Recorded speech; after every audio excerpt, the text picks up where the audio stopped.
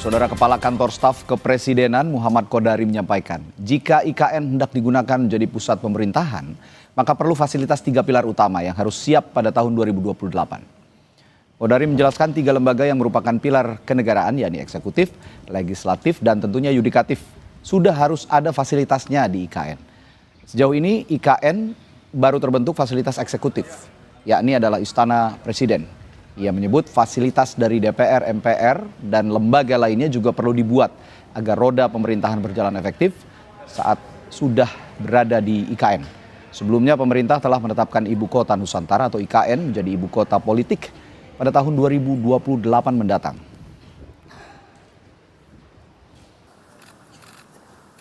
Kalau mau difungsikan sebagai pusat pemerintahan, sebagai ibu kota, maka 3 lembaga yang merupakan pilar kenegaraan, apa aja tuh?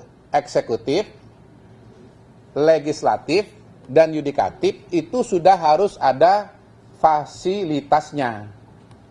Nah, kalau baru ada eksekutif, baru ada istana negara, tapi legislatif alias DPR-nya nggak ada, nanti ngomong sama siapa?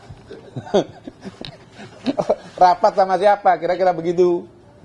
Nah, ini sudah ditetapkan oleh Pak Prabowo bahwa per 2028, betul ya? Ketiga lembaga itu sudah harus ada fasilitasnya. Sementara itu, Menko Bidang Infrastruktur dan Pembangunan Kewilayahan Agus Harimurti Yudhoyono bakal mengawal pembangunan IKN agar tercapai target dan sesuai arahan Presiden Prabowo Subianto. Menurut AHY, sejumlah infrastruktur sudah berdiri antara lain Rumah Susun ASN, Istana Garuda, Istana Negara, Kantor Kementerian Koordinator, hingga Training Center PSSI.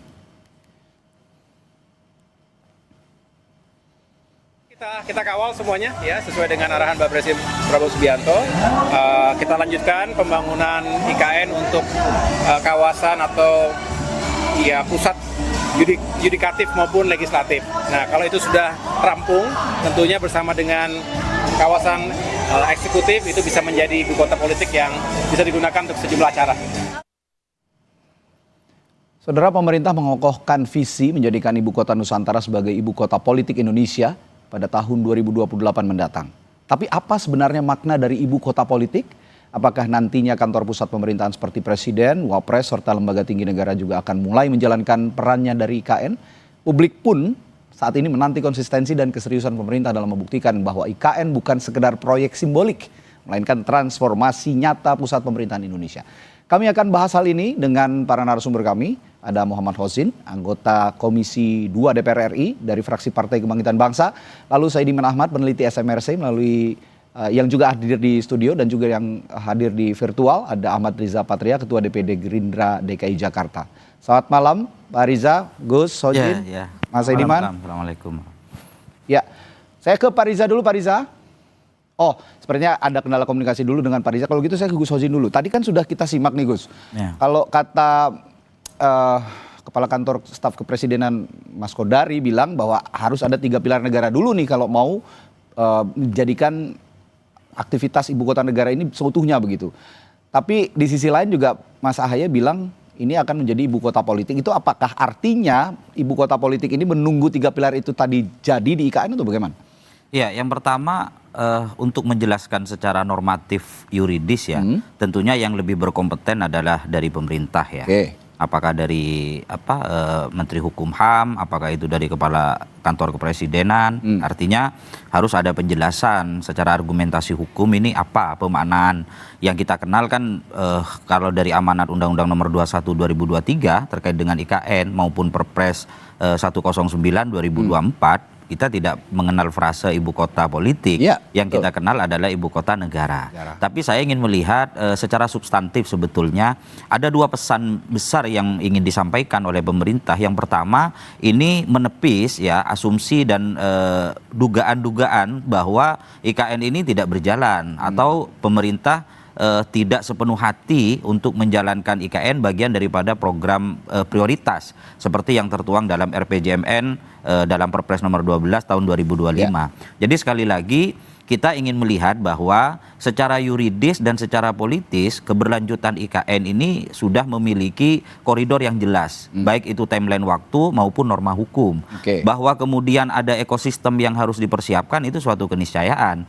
Tidak mungkin pusat pemerintahan hanya berdiri koridor satu cabang kekuasaan eksekutif saja. Tentunya juga dalam iklim demokrasi kita mengenal konsep trias politika, ada yudikatif, eksekutif, dan legislatif. Kemudian yang kedua, secara politik anggaran kebetulan kami di Komisi 2 bermitra dengan otorita IKN terus running sebetulnya. Jadi dari tahun ini sudah ada beberapa infrastruktur pendukung untuk mempersiapkan baik itu kantor, baik itu rumah dari legislatif maupun yudikatif sudah berjalan.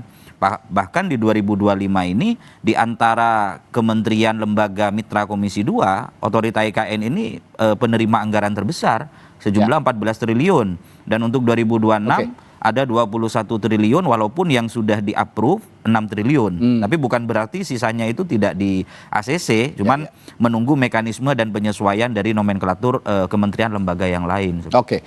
Saya akan coba sapa lagi Pak Riza Patria. Pak Riza sudah bisa mendengar suara saya? Ya.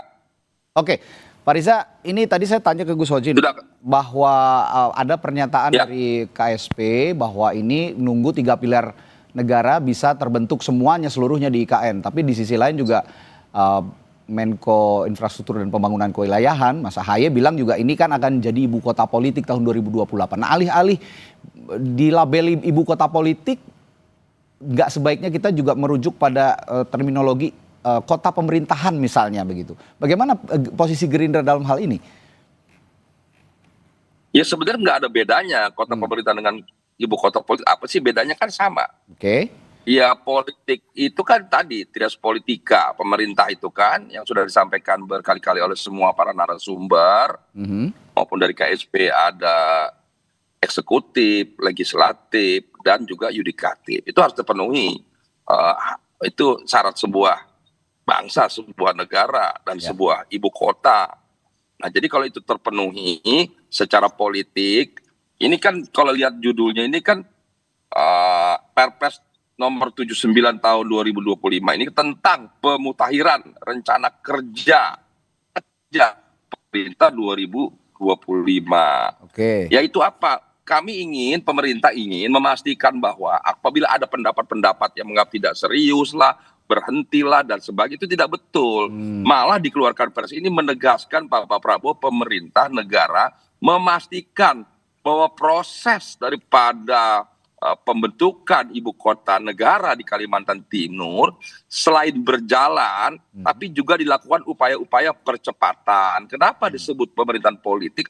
Karena 3 unsur tadi menjadi penting, yaitu eksekutif, legislatif, dan yudikatif. Itu yang ingin kita dorong. Kalau ini sudah ada di ibu kota, maka tidak ada alasan lagi bagi semua pihak tidak berpindah ke ibu kota yang baru. Dan kalau sudah ada di situ dukungan legislatif, Mas Hojin, itu penting sekali di DPR.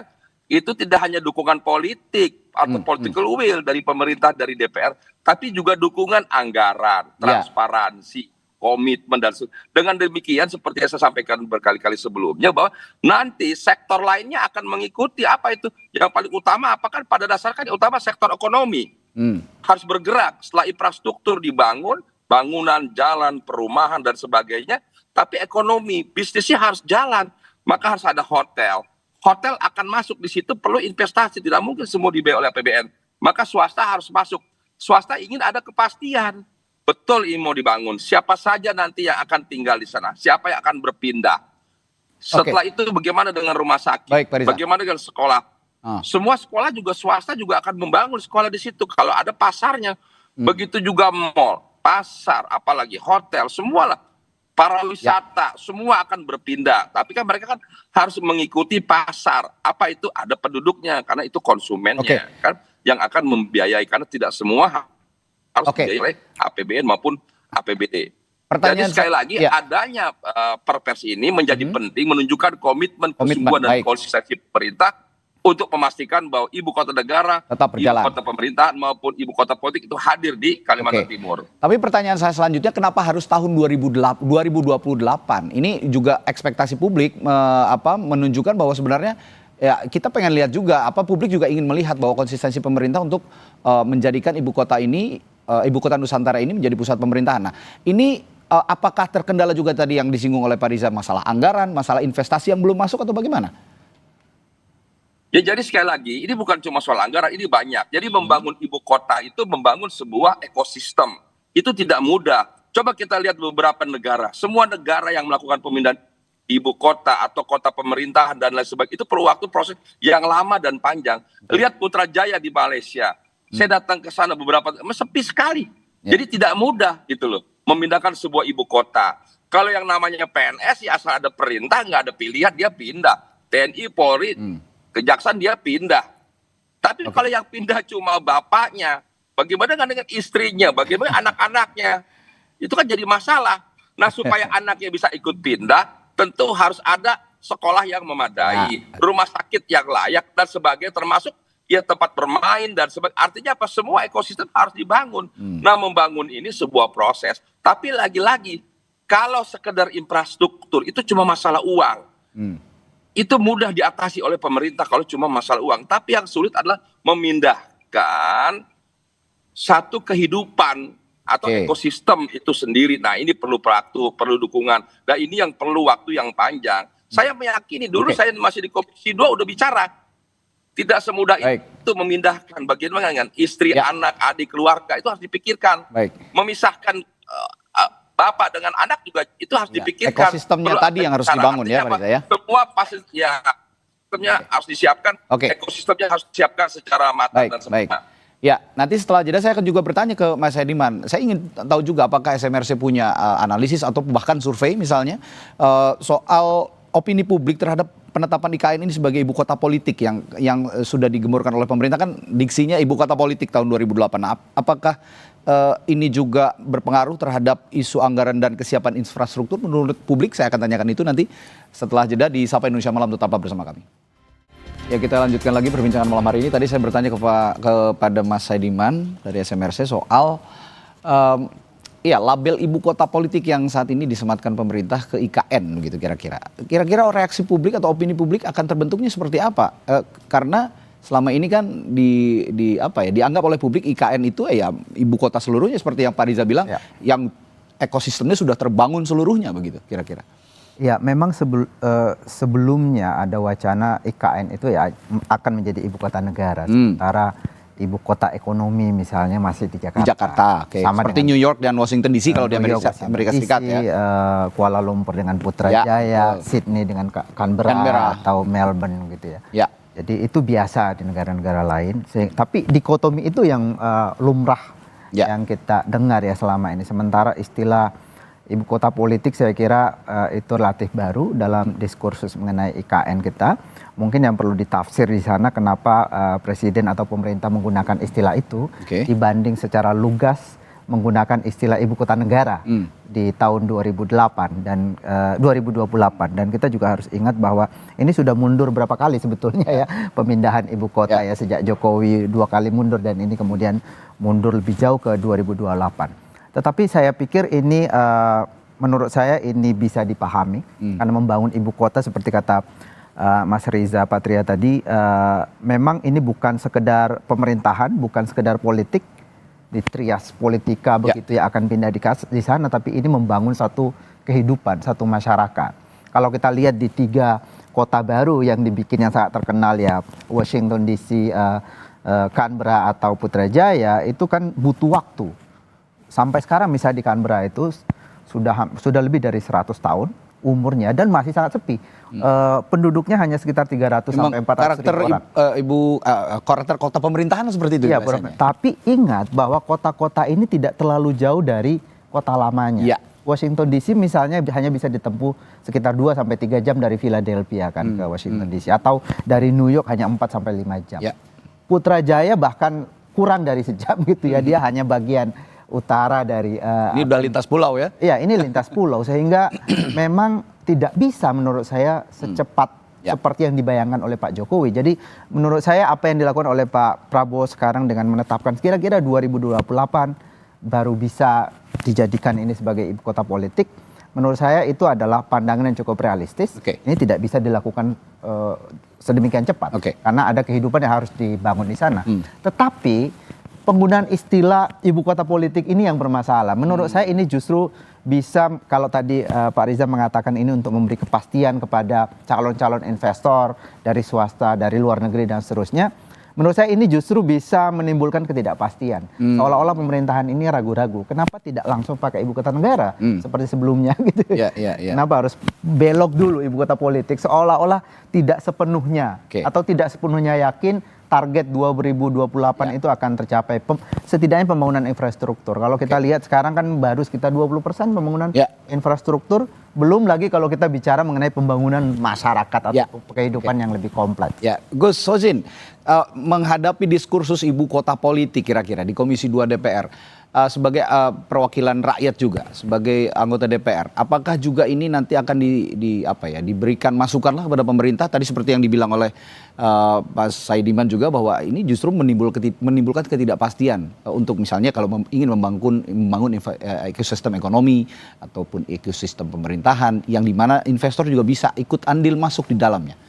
Ya, kalau secara norma yuridis memang ini masih menjadi tanda tanya besar ya. Paling tidak PKB sebagai bagian daripada partai koalisi pemerintah, kita tetap memberikan catatan kritis. Perlu publik diberikan pemahaman apa sih basis argumentasi yuridis. Ada frase baru dari ibu kota negara menjadi ibu kota politik. Kalau kita mengacu kepada hierarki undang-undang nomor 21 2023, termasuk di Perpres 109 2024, tidak pernah ada terminologi ibu kota politik. Lah, kemudian di Perpres 79 yang beberapa hari di launching oleh pemerintah yang ditandatangani 30 Juni kalau tidak salah, di lampiran ke-65 di sana ada frasa ibu kota politik. Nah, cuman kembali lagi kita tidak boleh terjebak ansih hanya sebatas urusan formil yuridis saja, tapi secara substantif paling tidak sudah ada timeline seperti yang disampaikan Mas. Paralel saja tadi. begitu ya? Betul. Kalau saya menangkapnya ini secara substantif merupakan fase transisi ya. Fase transisi kalau kita mengacu dari negara-negara yang sudah lebih dulu melakukan itu, misalkan seperti di Brazil dari Rio de Janeiro kemudian sekarang menjadi Brasilia, pusat pemerintahan. Kalau secara terminologi politik ya ibu kota politik dan pemerintahan itu sama sebetulnya. Karena tidak mungkin ekosistem politik itu tanpa terdapat 3 unsur cabang kekuasaan, eksekutif, legislatif dan yudikatif. Cuman sependek pengetahuan kami kalau berbicara koridor yuridis itu kan saklek ya. Terminologi itu memiliki konsekuensi panjang terhadap satu pemaknaan. Jadi sekali lagi apa yang disampaikan Mas Riza, sampaikan Mas Saidiman barusan, ini satu tarikan nafas yang sama. Kita sebagai putra bangsa memiliki optimisme dan itu diperjelas oleh Presiden melalui Perpres 79 ini, seperti itu. Tapi kalau penjelasan yang lebih detail apa maksud daripada terminologi ibu kota politik ya pemerintah yang ini di sini kebetulan Pak Riza juga mewakili eksekutif sebetulnya. Saya ingin ya meskipun tadi kalau kata Pak Riza ya sama saja lah mau ibu kota politik, mau ibu kota pemerintahan, mau ibu kota negara sama aja sebenarnya. Cuman kan tadi balik lagi secara yuridis untuk menciptakan trust gitu ya dari investor misalnya untuk menciptakan ekosistem secara keseluruhan. Terminologi ini juga penting nggak penting, tapi ya ada pentingnya juga kalau saya lihat untuk menarik minat dari investor itu tadi. Bagaimana pemerintah juga memastikan bahwa ini sama saja sebenarnya gitu loh, Pak Riza. Ya, Pak Riza, mohon maaf, audionya masih di mute sepertinya. Betul, ini sama saja sesungguhnya. Justru yang ingin kami sampaikan adalah pemahaman yang kami tangkap ya dari kata ibu kota politik kan belum ada dalam proses sebelumnya. Saya menilai bahwa berpendapat penekanan ibu kota politik itu justru ingin mendorong komitmen, kesungguhan dan konsistensi daripada pemerintah. Dan trias politika ini sesuatu yang paling penting. Setidaknya apabila sudah berdiri bangunan dengan segala fasilitasnya tadi, DPR, MPR, kemudian juga yudikatif di situ, eksekutif di situ, tidak ada lagi pilihan untuk tidak berpindah, kira-kira begitu loh. Justru Pak Prabowo untuk menunjukkan komitmennya sudah pindah. Semua dengan sendirinya akan mengikutinya. Sorry Pak Riza, jadi yang ingin dijual oleh pemerintah ini ekosistem politiknya dulu supaya menarik minat orang-orang tadi, investor-investor tadi, begitu? Maksud saya kalau lembaga ini sudah hadir di situ, maka dengan sendirinya tidak ada pilihan, memang betul berpindah gitu loh. Tidak ada lagi setengah-setengah. Tapi tidak berarti dengan berpindahnya Trias Politika ini yang lain tidak diikutkan. Justru dengan begini ingin menyertakan, mengikutkan dan memastikan kepada sektor lain, termasuk sektor ekonomi. Sekalipun kita lihat bahwa ekonomi mungkin akan terus berkembang masih di Jakarta, katakanlah sebagai pusat ekonomi ya. Tapi faktor lainnya, sektor lain akan terus berkembang, pindah ke ibu kota yang baru. Kalau dengan gitu, berpindah ke ibu kota yang baru ini, Trias Politika ini, maka dengan sendirinya semua akan terbangun, ke depan akan terbangun sebuah ekosistem tadi yang saya sebutkan. Nah, membangun ekosistem ini tidak mudah. Backbone-nya di mana? Backbone-nya tadi. Backbone-nya, tulang punggungnya ada di 3 ini. Ketika 3 ini hadir, dengan sendirinya semua akan mengikuti. Itulah yang akan mempercepat terbentuknya ekosistem sebuah ibu kota negara. Saya punya pertanyaan yang sama buat Gus Hojin dan juga Mas Saidiman. Saya ke Mas Saidiman dulu. Kalau gitu, kalau jualannya pemerintah dalam tanda kutip tadi, ekosistem politik yang ingin jual, apakah ekosistem penunjangnya juga akan get attracted dengan ekosistem politik yang akan dibangun nanti? Pasti tidak mudah ya. Lagi-lagi kalau kita merujuk ke negara-negara lain, memang pindah, tetapi pusat ekonomi itu tidak terlalu jauh. Katakanlah bahkan pusat kebudayaan. Kalau kita Australia misalnya, Canberra ke Sydney sebagai pusat ekonomi itu hanya 3 jam. Ke Melbourne sebagai pusat kebudayaannya Australia itu ya sekitar 8 jam naik kereta. Jadi tidak terlalu jauh. Tapi ini itu beda pulau dan sangat jauh, 2 jam perjalanan pesawat ke sana, dari Balikpapan ke IKN bisa sejam 2 jam tergantung infrastruktur jalannya bagaimana ya. Jadi sangat jauh. Menurut saya kalau dipaksakan justru menurut saya bermasalah justru, karena tidak mungkin satu kota itu tiba-tiba muncul hanya karena ada infrastrukturnya. Infrastruktur satu hal, dan itu baru setengah jalan kan, mungkin baru 20-30% sekarang. Bahkan yang baru ada tadi ibu kota, istana. Tetapi fasilitas yang lain untuk DPR, untuk yudikatif belum terbangun. Fasilitas ekonomi misalnya itu langkah selanjutnya mungkin. Jadi saya melihat bahkan 2028 itu secara rasional target itu masih terlalu dekat. Mungkin dengan alasan itu kemudian melampaui periode pemerintahan selanjutnya berarti? Ya, mungkin dengan alasan itu kemudian pemerintah menggunakan istilah ibu kota politik. Jadi amannya begitu. Sebut saja ibu kota politik karena janji pemindahan IKN ini sudah terlanjur dikeluarkan pemerintahan sebelumnya kan.